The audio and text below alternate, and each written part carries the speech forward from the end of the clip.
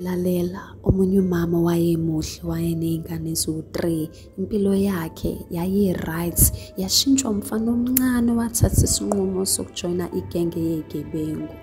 Lo mfana wayefuna ukuba hot, efuna ukubamba iy'ngane, wabona ubugebengu kuyindlela elula. Ngelinye ilanga behlasela imizi njengenjwayelo, kwakoseleke babulala iy'ngane ezazibalwisa kulowo muzi. Kwakuyizo zonke iy'ngane zalo mama ezabulawa. Umfana wavele waba nebhadi, kwaboshwa yena yedwa. Umndeni wakhe emuthola wamlahla, wathi nje awufuna ukuphinde umbone noma ngafela ejele abanendaba.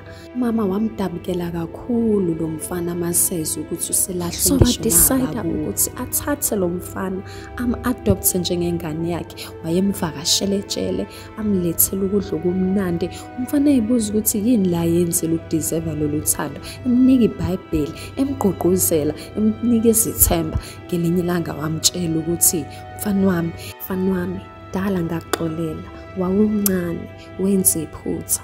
Wonke umuntu uyawenza amaphutha. Ngicela ulamukele lo thando engikunika lona.